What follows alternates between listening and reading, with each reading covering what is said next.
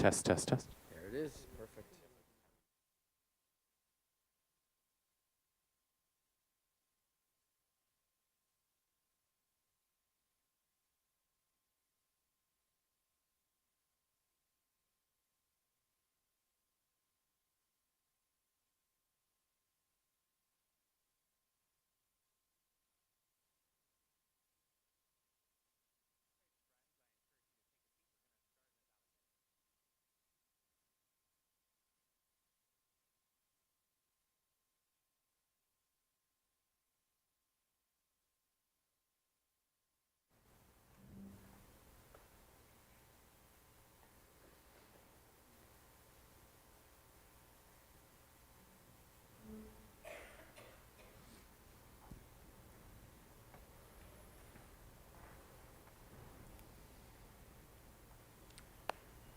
Well, good morning from St. Bart's in Manhattan. My name is Peter Thompson. I serve as the vicar here, and whether you are joining us here in person on Park Avenue or joining us online, we are so glad that you are here for the forum where each week we hold sacred conversations about the things that matter.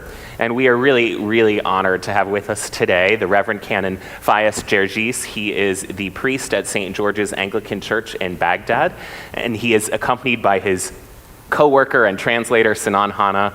Great to have you both here. It is really an honor to have you as part of your U.S. trip.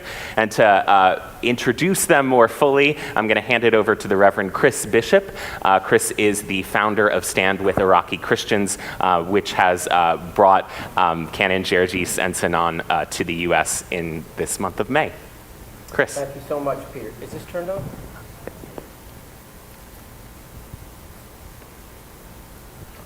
Great. Thank you so much. Well, I just want to thank you all so much for being here. Thank you to Peter. Thank you to the rector, Bishop Wolf, for having us. This is a really auspicious occasion for us, and I'm going to try to tell a very long, fascinating story in about a minute to introduce these guys.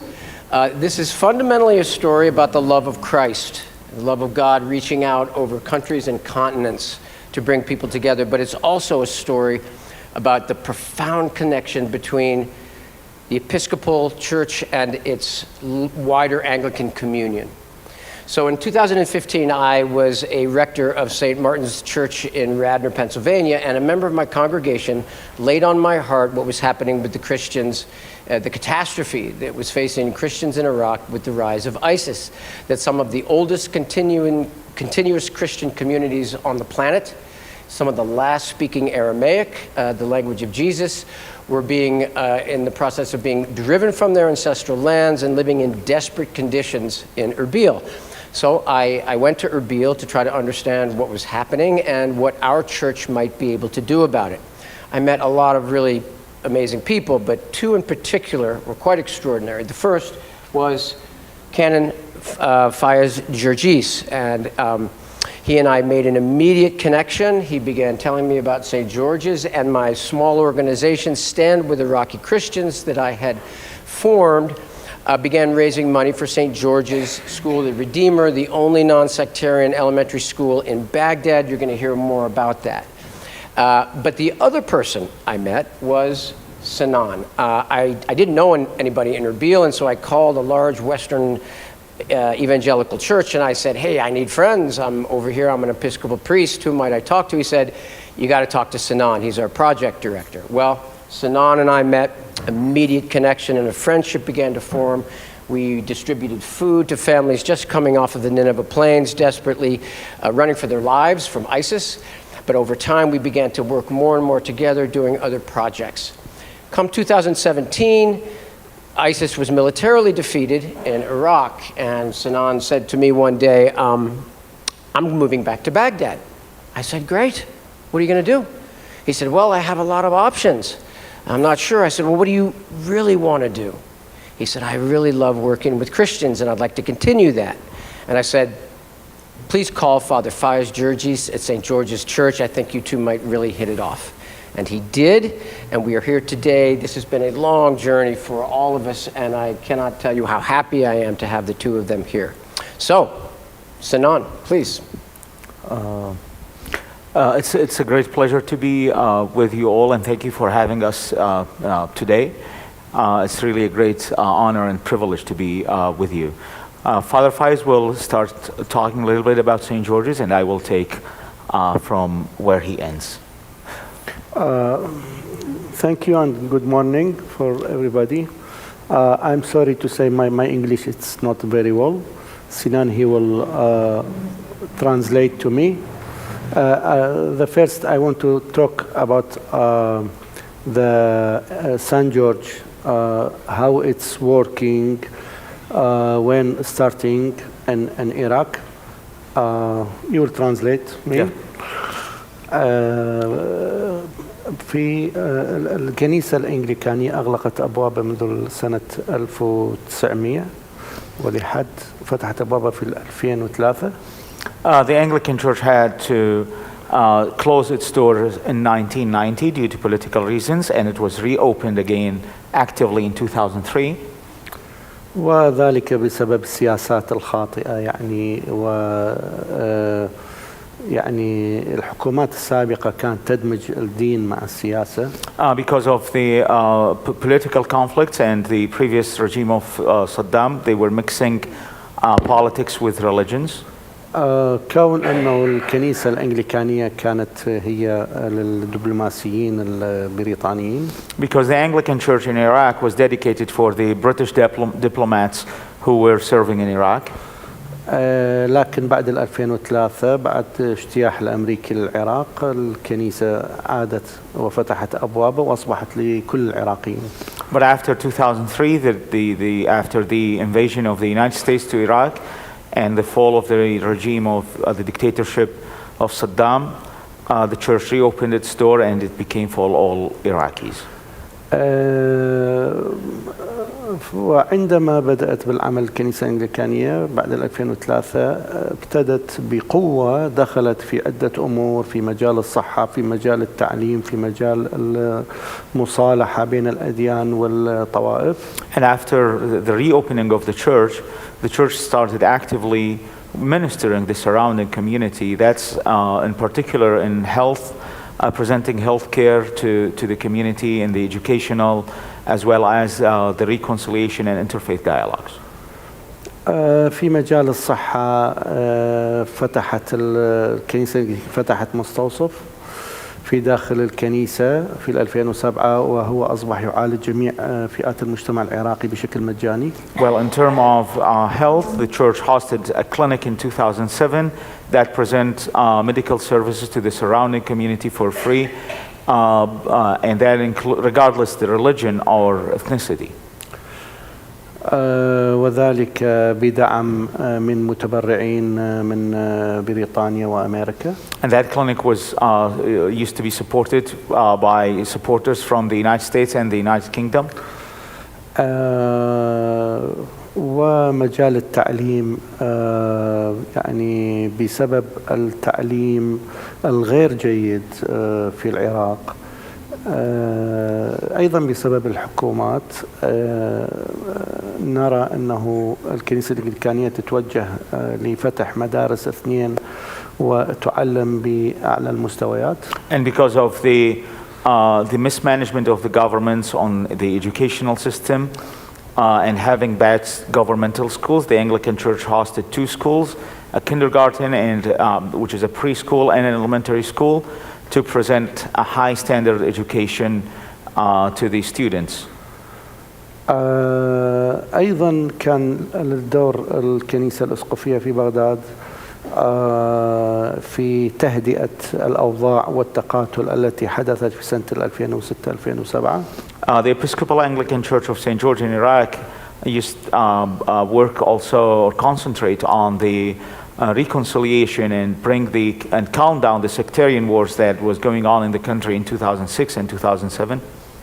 كانوا الشيعة من المسلمين يقتلون السنة من المسلمين، ثم هذا يقتل المسيحيين، ثم ذاك يقتل الصابئة والأيزي، وهكذا كان التقاتل. And the Shia of the Shia part of the Muslim, they were targeting and killing the Sunni, and the Sunni they were targeting the Christians, and everyone was targeting each other at that time. وهذه تسمى كانت فوضى وكمثل حرب الشوارع، وهي أصعب الحروب عندما تكون في داخل المدينة. And that was a chaotic situation, and it was like a civil war going on in the streets of the city, and that's one of the most difficult years that we passed through.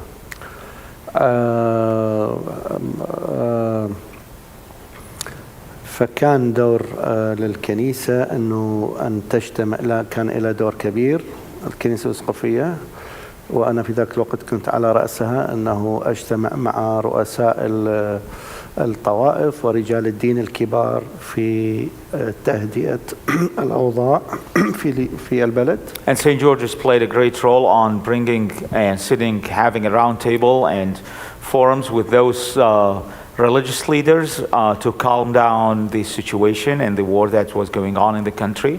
And at that time I was the parish priest there.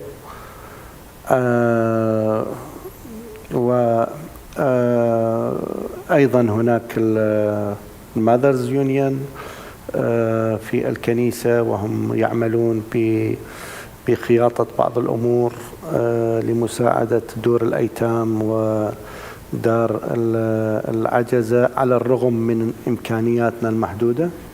And there is also the Mother Union, who concentrates on the helping the orphanages and the elderly houses, even though we have a limited resources to do that. أنا يعني نطيت فد مقدمة، وراح أترك الدور لسنان أنه يوضح بالتفاصيل. I just gave an introduction, and I am going to leave the rest for Sinan to go more in details. So what Father Faiz has said, I think I'm just going into a small presentation, which is mostly it is what he already said, and then opened up the space for you guys to have, if you have any questions, any specific questions. So that's just the presence of Anglicanism goes back to the, it started actually from 1942, and that started like through the missions were coming to Iraq, so it was not a church. And until 1922, that was when the first Anglican Church of St. George's was built in Baghdad. So we will move this historical part. That was the building of the church in 1922. And then it stayed until 1936. And the current building of St. George's was built in 1936. That's a baptism service, goes back to 1943. And it's a baptism service for British, as you can see, like most of those faces are not Iraqis. They were like working either in the diplomatic, they were like diplomats, or they were working on the oil fields in Iraq. That's the current building, and this photo goes back to 2004, after the reopening of the church. The church was reopened after the invasion because of the political decision that was made by Saddam Hussein. So when we saw the church, it was looted, it was stolen by the gangsters, and they also, this is a memorial from World War I and II. They even break the memorial thinking that there might be a safe box behind it, and they can find some financials behind it. So it was like that, and as a result, there's no even like benches for people to worship. So that's how it started. The service started like just an outdoor services, having chairs and having like prayers in the outdoor. Back in the 2004, 2005, and step by step, the church started developing all the services that Father Faiz mentioned. Those are the 5 points that Father Faiz talked about, which is spiritual services. We have around 100 to 200 congregation, and there's no Iraqi Anglicans, so they are from the variety of Christian denominations in Iraq. They comes all together on every Sunday to pray at the Anglican church. Either they are from the surrounding area, so they can walk in, or they just like the way that prayers are done at the church, so they come from distance, and we maintain buses due to security situations in Baghdad, just to bring them and to the church. Well, clinic, Father Faiz talked about it. Educational institution, reconciliation, interfaith dialogue, but also community rebuilding. we used to have 1.5 million Christians in Iraq in 2003. Nowadays, we do have 150,000, around that number. What we are trying to do is making Christianity oriented to the people, because when you have 1.5 million, it's your chance to know someone Christian is more than when you have like 150,000. So that's why we host groups and groups at the church, just to give an overview, an orientation about what are we doing, why we are doing this work, and what does it mean to follow Christ. So, and that's part of the community rebuilding. So we host like group of people at the church who wants, for example, to know more about the church and just take them on a tour and talk to them. Our educational and healthcare clinic, both the majority of the students and the patients are non-Christians. So it's also another social space to introduce the church to the Iraqis. That picture is from the last Christmas for the congregation, where we were just sending greetings to one of the churches in the UK, where we used to exchange Christmas greetings. That's another church that goes back like four years ago. And as you can see, that the church is like equipped, and the development was made like in the last 10 years. That's the clinic, and that's the waiting area for the clinic. And you can see that there are people in the military there. There are people like women with covered hair, which is like they are non-Christians. So it's an opportunity for the church just to impact in a positive way on the community, to serve the community, as well as, well, we are here to serve you. We are here to seed some Christian values. So loving each other, caring about each other, maintaining a caring environment for the kids. It's really part of our mission and vision at the church. That's the basic staff for the clinic. There are some more members, but they are not in this picture. Oh, I'm sorry. That's from the graduation party of the preschool, while this is a classroom. And just a comment to say about the classroom.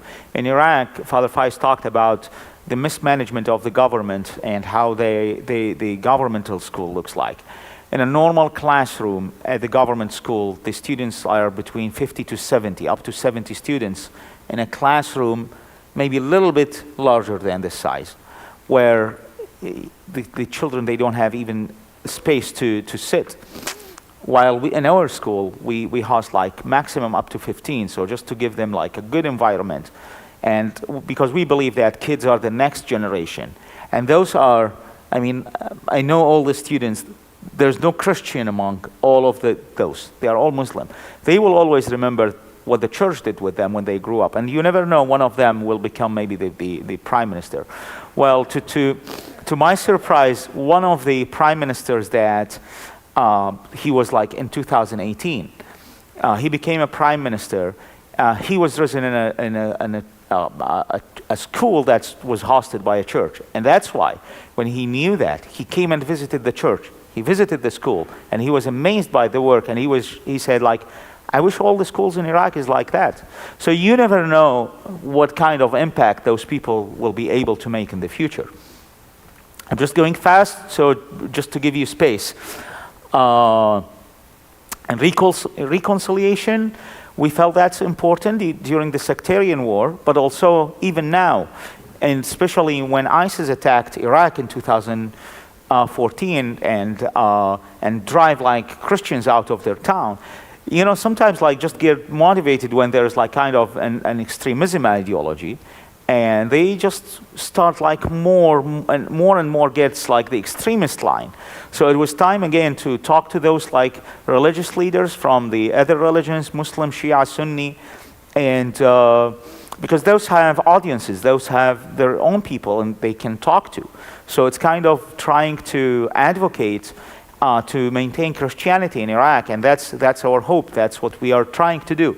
Through hosting and attending conferences that concentrate on anti-hatred speech, roundtables, and then also, because Christian considered after 2003 second-class citizens. So what we have been trying to do is to advocate on the leadership, the religious leadership level, but also on the political by approaching to the parliament and by approaching to people who are in power to protect Christianity, especially after what happened with ISIS in 2014. There was a conference that was hosted by the church, and you can see the Iraqi community based on clan mentality, and those are like head of clans, where we had the opportunity to talk to them, bring them together at the church, and just raise awareness about the Christianity, what's happening with the Christians there, and we need your help for Christianity to stay there. Really, the decline in number from 1.5 million to 150,000 is like it's like a warning sign for us. Like we are under the threat of disappearing, and that's the role of the church at the moment. It's the role of the leadership of the church to do every possible way, to work in every possible way, to keep that existence and the presence of Christianity, because Christianity have been there since the 1st century when St. Thomas came to Iraq and evangelized and left from Iraq to India. So it's our role to sustain that and to grow that, actually. So that's what we have been trying to do. And we succeeded so far with a lot of challenges and struggles, and that's why we are here. Part of our goal in this trip is to get more people involved and give an opportunity to more people to participate in that role, because we feel the importance of that. If that is on the level of advocating and helping the church to grow, but also if that's in the economical development for Christians, and that's what Stand With Iraqi Christians have been doing, especially in the northern part of Iraq. I just have a comment on this. You can see that those are representative of Ayatollah, which is the greatest reference for Muslim in Iraq, and they are like delegates.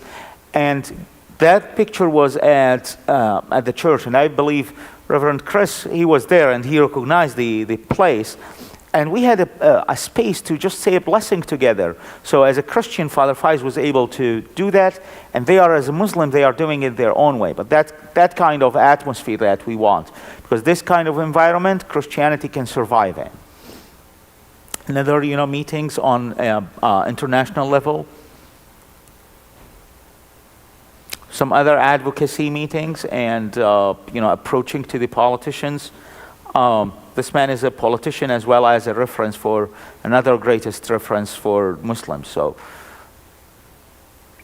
those are the community rebuild thing, which is those like a group of Muslims, young adults on their like 20s and 30s like myself at the church, and just oriented or giving them an orientation about Christianity, hosting a Yazidis community at the church and trying to help them after they've been traumatized because they were under ISIS captivity for 3 years, and they were like, especially the women, they were like sold, suffered sexual slavery, and so we are trying to impact their life in a practical way by having them including them in a psychosocial program at the church. That's our resources. So this is a picture from the Mothers Union. They are like celebrating. But normally what they do is like helping the orphanages and the elderly house. So we have the people. And we are, because unless you have the people, you cannot do anything. Even if you have like all the qualifications, all the finances, unless you have the people, you cannot do that. But also the next generation, preparing the next generation to continue to do that. And that's the sustainability of Christians. Those are some of the statistics. As you can see, on the clinic level, we had some deduction on the budget, so the numbers went down. The school, we are growing on the students that we are hosting since 2020, and then 2000, you can see how the numbers goes up. In the kindergarten, during COVID, we were impacted, so we couldn't have a clear statistics, but then we are also growing, and as well as the reconciliations. Well, those pictures are some security challenges that we had in the past, because there was like a massive bombing goes just right outside the church. All the windows were broken. A lot of damage happened at the church building, at the clinic building. The church itself was not the target, but it happened that it was very harmful for the church.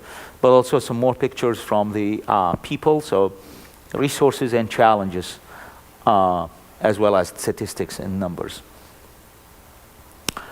Well, as I said, we do have recently, we do have security challenges because of the protesting and the unstable political situation. But recently we are having a financial challenges for mainly running the church itself and the clinic. Well, we do want to continue doing these programs, but unless we have the church as the mother of all of those programs, hosting all of those programs, we cannot maintain all of those programs forever. So that's a memorial, a Danish memorial to honor those soldiers who died in Iraq in the war after 2003, and was also broken because of that bombing that happened at the church.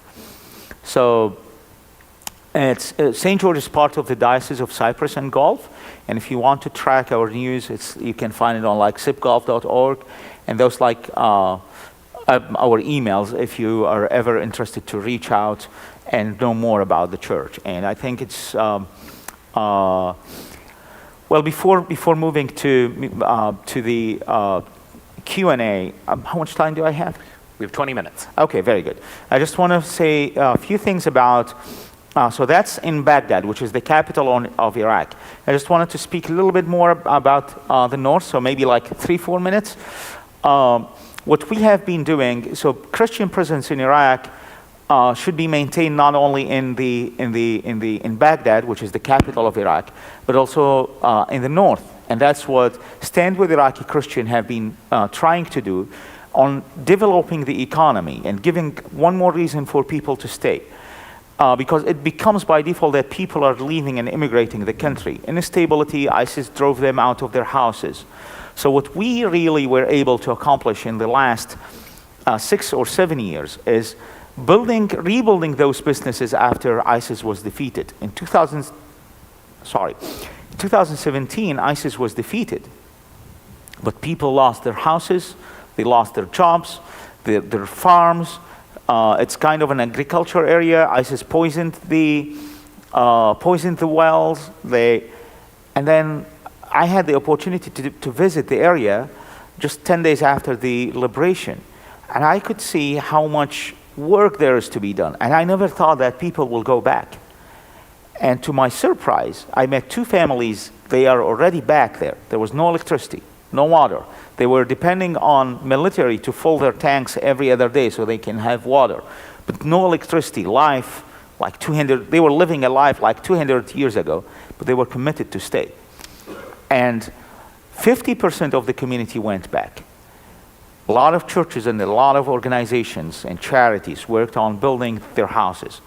But still the businesses needs development to build their economy, to reconstruct their farms, to give them the equipment to restart their businesses. And that's what Stand With Iraqi Christians have been doing since then. Rebuilding the farms, rebuilding the small businesses, and just making people to have a source of income. And that's a good reason. I mean, even here, if you have a good job, or if you find a good job, even if it's in another state, sometimes you will follow that. It's the same situation in Iraq.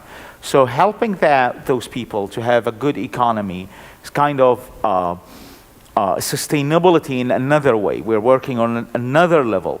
It's as important as what we are doing in the other area of Baghdad, and we would love to expand that even more in other areas.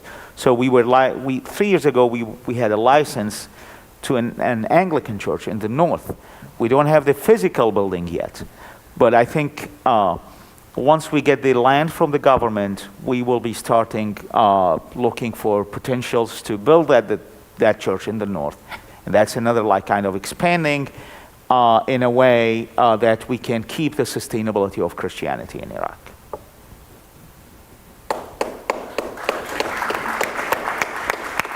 Thank you. Yeah. I'm ready to answer, and maybe. All right. Would you like to come up? أسئلة وأجوبة ممكن. Would you like to join and answer? We'll have all of you here for the questions. Sinan, thank you so much, and Ken and Jerjis. It's really inspiring to hear about your determination and the work that you have done in difficult circumstances. We have plenty of time for questions, so if you're here in the building, Natalie Johnson has question cards. Just raise your hand, she'll bring one around to you and deliver those questions to me. If you're joining us online, you can type your questions into the chat on YouTube, into the comments on Facebook, or you can email me, pthompson@stbarts.org. That's PTHOMPSON@STBARTS.org. While we're waiting for those questions to come in, I'll just ask the two of you, I believe you're both Baghdad natives, correct? Yes, we both, I was born and raised in Baghdad as well as Father Faiz. So originally, I'm from Erbil, he's from Mosul. But I was born and raised in Baghdad. I believe he was raised in Baghdad as well. The birth, I'm not sure. Baghdad, yeah. And so I think that means you've seen a lot of instability and conflict over the years. Can you just talk about what those experiences have been like and how you've managed to stay so resilient as Christians in such a difficult region? Well, I would say yes. It's true that we passed. Iraq have been passing. I mean, since my childhood, we were under an economical siege until 2003, and then like the war of 1991, and then another war in it was not like a true war, but like targets and airstrikes in the late 90s, and then the war of 2003. Sometimes when you come to a point where it's critical, you have to make your own decision, and whether you will respond to those kind of difficulties in a positive way or a negative way. Well, it will not. We cannot change what is going on. It's much larger than our capability. It's much larger than what we can do. But at least we can do our portion of this. And I think if you, me, and another member do and responded positively and took his part on just making a small portion, you never know what will happen. I mean, look at the Christianity. There was like 12 apostles, and look at what happened today. Really, like 12 of them, they were able to like invade the whole world. So I think one person who just stand and just say, I'm gonna do this. I will respond in this way. I think that may make a huge difference. May not, but it may. So we have a few questions that have been submitted already. I believe you said as you went along that there are about 100 to 200 in the congregation, but one of the questions is how many parishioners does St. George's have? Yeah, well, that's the 100 to 200 on celebrations. So there's no Anglican backgrounded Christians in Iraq, but those 100 to 200 are from various Christian denominations in Iraq. And those are the parishioners at St. George's. I don't know if I've answered that. And I believe Canon Jerjis, you were the first Anglican priest in Iraq, correct? أنا أعتقد إنه أنت أول قس أنجليكاني في العراق. Yes, that's right. Yeah. What does it mean to both of you to be Anglican? ماذا يعني لك إنه تكون أنجليكاني؟ هو أهم شيء أنه إحنا نركز على الطائفة التي تخدم أكثر الآخرين وتقدم أكثر الآخرين. Well, the most important thing is to concentrate on being in a denomination that's serving the other people. وأعتقد اليوم هذا ما تفعله سان جورج كطائفة أسقفية أنجليكانية في العراق. And that's what St. George Episcopal Anglican Church in Iraq is doing. So we have several questions about Christian-Muslim relations. You talked about Christians being a minority in Iraq and a minority that's shrunk some in the past few years. You also talked about the fact that you serve people of different religious traditions. Can you talk about what it's like to live around and interact with Muslims and what the status of those relationships are like? تحب تجاوب السؤال؟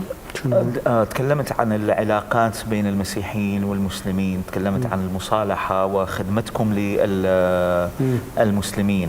نريد عندنا أسئلة عديدة عن هالموضوع، ولكن تحب تتكلم عن ماهية حياة المسيحيين وكيفية هي علاقاتهم مع المسلمين ومع المجتمع الإسلامي في العراق. شوف، احنا كمسيحيين ليس لديهم اي مشكله بالتعايش مع الاخرين الاديان الاخرى. As a Christian, we don't have problem living with other religions. اذا كانوا الاخرين غير مؤذيين لهؤلاء المسيحيين. As long as those others are not harmful to Christians. فبسبب ما تعرضوا إلى المسيحيين عبر يعني التاريخ وعبر السنين، أصبحوا يفضلون أن ينعزلون بمناطق معينة يعني. But because what Christians suffered over the last decades in the history, they started getting isolated in some certain areas. وأيضا أسباب أخرى لهذا الانعزال أنه بين فترة وأخرى بين حقوبات زمنية، خلال حقوبات زمنية تم تهجير المسيحيين مثلا من مدينة الموصل، مثلا من مدينة بغداد كثير هاجر، من مدينة البصرة، من مدينة العمارة، ذلك بسبب الاضطهادات أو المضايقات اللي تعرضوا لها. And over the years, that isolation was increased because of the displacement that Christians suffered. For example, from Mosul, from Basra, which is the southern part of Iraq, from Amara, which is another southern part of Iraq. All of those kind of displacements led to that Christians prefer to be isolated. مع أن المسيحيين هم أهل البلد الأصليين. Well, even though Christianity and Christians are the original people of Iraq. قبل 1400 سنة دخلوا المسلمين على هذه البلاد المسيحية، و في يعني كانوا ماخذين لباس من ألبسة العنف يعني بدخولهم، ويعني وافق المسيحيين أن يعيشوا بشراكة مع هؤلاء المسلمين. 14 centuries ago, and by violence, Islam entered Iraq, and the Christians accepted to share the country with them. ولكن نشوف أنه بعد ذلك كان أكو اضطهادات كثيرة عبر الزمن للمسيحيين. But after that, we noticed that there has been many times that Christians were persecuted. وهم في بلدانهم. Even though they are in their homelands. A few questions about the school. Can you talk about a little more about what's going on with the school, the growth that you've seen, and specifically what it's like for Muslim families to attend a Christian school? What is that decision like for them? So, just give a little bit more depth about the school since you're asking. We started the preschool in 2011, and because the majority of the community are Muslims, so as a result of that, just the natural result is that the majority of students are Muslim. The parents are very, very happy that they are hosted in this caring and loving environment, and they, after a few years, they started applying pressure. After like just 2-3 years of starting this kindergarten, even though before having, because we started it gradually, they started to applying pressure to have an elementary school because they always said that we don't want our kids to leave this school. We will never see this kind of caring where you're treating our kids in a very high standards and loving them as well, not only educating them.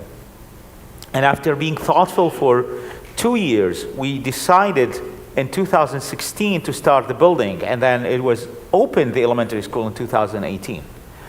After that, actually, now they are applying pressure on the church to have a high school, which is, you know, we would love to do that, according, but it's like just how to bring all of those resources unless we are in control of what we are doing. We really know that we are doing that in a perfect way before moving to the next step. And that's way far more than our capacity at the moment. The parents, they have a positive comment, but sometimes in a funny way. I remember because the church located in a place where it's like government offices. One of the people who's like a senior at the government, his kids there, and because the community outside of Iraq is like corrupted and like damaged, he came and his kids is like very wonderful, and he said, "You're raising my kid in a very like good way. How he will survive outside where like everyone is like attacking everyone. So like you just need to be a little bit more aggressive to teach him that." And he was like, that was a compliment actually, but he was saying it, and it's true. But I mean that's what we meant to be as a human being. So they are very happy that their kids can join, and actually sometimes, and that's my role. So I'm the chief of the staff, and sometimes we don't have seats, but some people, they just make their way to Father Faiz and like, we need more seats, and then we have to like just try to adjust. Sometimes we can, sometimes we cannot. So we really have limited seat, and people have to try to get seats at that school. Is there religious instruction as part of the school, and how is that handled? So to say that, yes, there is religious, because the school is registered at the Ministry of Education. And in Iraq, you have to manage to meet the requirement of the government. Otherwise, the government will close the school. So having that school inside the church building, people are coming to a school, they know it's inside the church, they know that the high supervision is done by a priest. At the same time, the school have to teach Islamic curriculum. So, but I believe what you teach with the curriculums cannot be comparative to how you are behaving. The same way in the Christian faith, when you say something is not powerful as much as when you've been an example on doing things. So I think our opportunity of being example to people, and when they are, like all of this staff, all of those teachers, when they are a good example for the students, I think this is the most powerful message delivered to the children, especially the children. I mean, they watch you, how are you doing things, Yeah. and like very carefully. Can you talk a bit about relations between Anglicans and other Christians in Iraq, and specifically Chaldean Christians? ممكن تتكلم عن العلاقات بين الأنجليكان والطوائف الأخرى بالعراق وبالخصوص مع الكلدان؟ الكنيسة الإنجليكانية الأسقفية بالعراق سان جورج دائما هي تمسك العصا من الوسط بعلاقاتها مع أنه تنشئ علاقات مع الجميع. St. George Episcopal Anglican Church in Iraq, this is the mentality of holding the stick from the middle and all the relationship with everyone. وأنا أعتقد يمكن هذا الوقت في هاي السنين اللي احنا دا نعيشها هي أفضل علاقة نتمتع احنا بأفضل علاقة مع الكنيسة الكلدانية نظرا للسنين الماضية. And what we've been able to build over the last year, I think now we are taking the privilege of a good relationship with the Chaldeans at the moment. Great. I think everyone is wondering, how can we help? ممكن الكل ده يتساءل كيف ممكن إنه إحنا نساعد.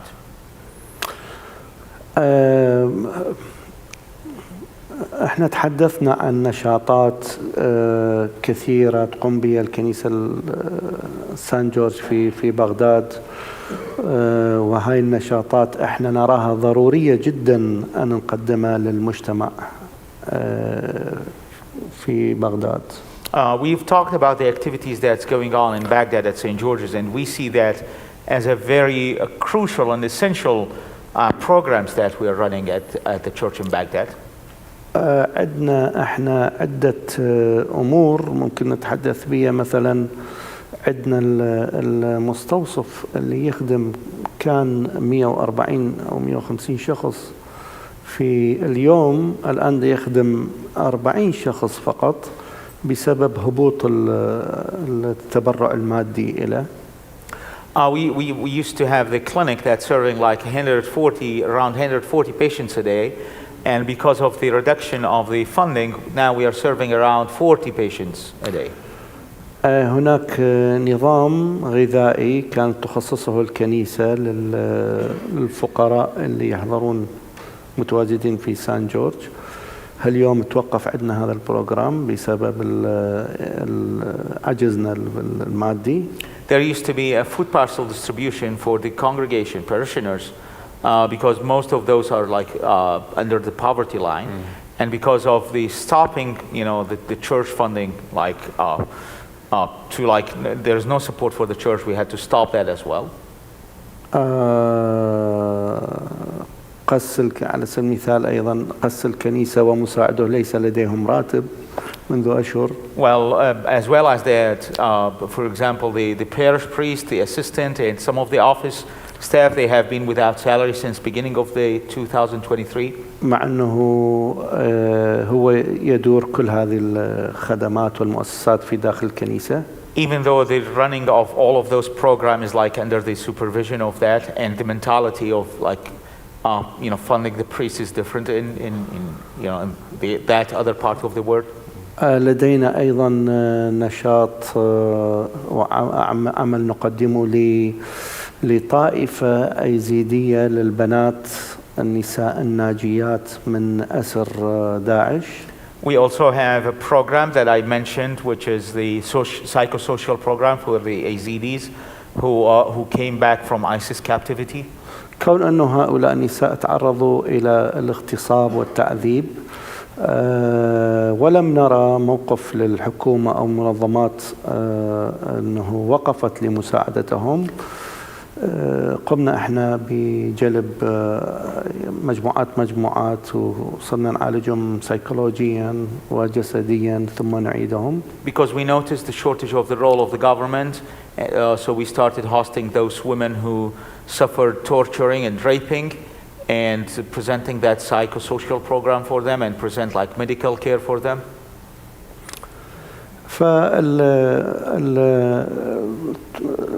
يعني الخدمات هي عديدة، وكل هاي الخدمات تحتاج إلى داعمين لها. It has really a variety of services, and all of that need your support. We're just at about time. I wonder if any of the three of you want to say any final words. You want to say something? Well, I would is this working? Got to turn it on again. Don't trust me with the technology. I've been hanging around these guys a lot, and every time I hear them talk about this, I get moved anew. I think what's really what really drew me to this work, and what keeps us at Stand with Iraqi Christians in this work, is the idea that numbers tell stories. So you've got less than 10% of pre-invasion Christians still in Iraq, and so emigration is a serious problem. And it's really painful to really take a moment and consider the possibility that Christianity could become extinct in Iraq in our lifetimes. That's no joke. That's a possibility. But there's also this hope given the work that these extraordinary folks are doing. And so what we have done to try to really address this, what can you do to help? There's really two pieces. We have created a really simple way to, if your heart is stirred by what you hear about St. George's, we have a document here with a QR code that you can make a financial contribution. You can also go to swic.org, where there is another QR code for St. George's to make a contribution to all these extraordinary ministries and the work of the church. You also have these families in the north that are trying to go home. And so SWIC also has a QR code where you can contribute to that, and that's farm building and businesses rebuilding. If folks don't have jobs, they're not going to stay. And so these are things you can do. But even beyond that, and I know I'm going fast, but we really encourage people to visit Iraq. I can't tell you the number of people I say, I go to Iraq, it's the coolest country, the most wonderful people I've met. And they're like, isn't it dangerous? It's like, yeah, just like New York. There are places you don't go and be with people that you trust.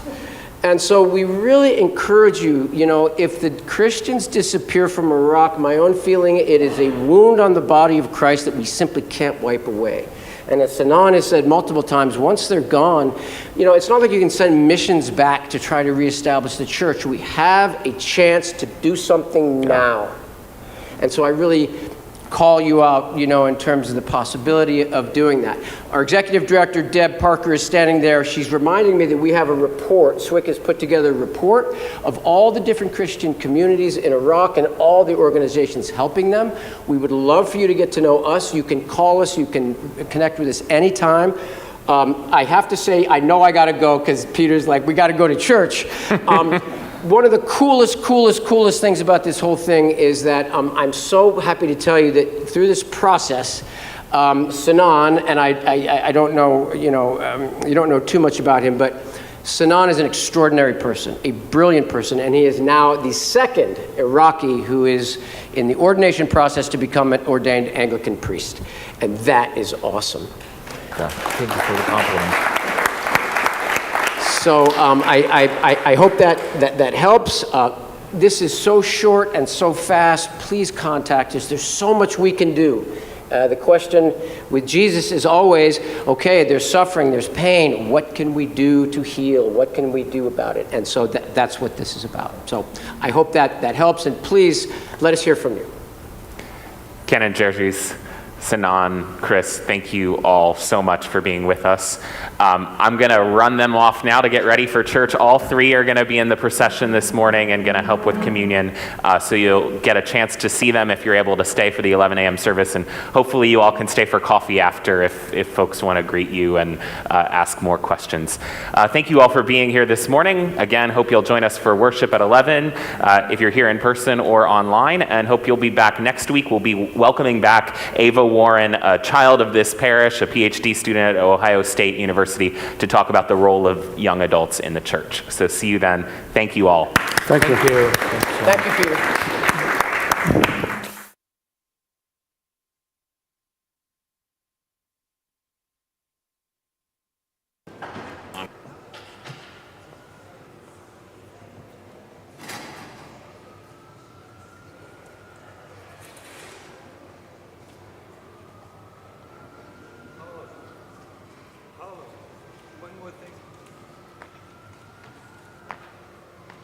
I like the coronation day you did.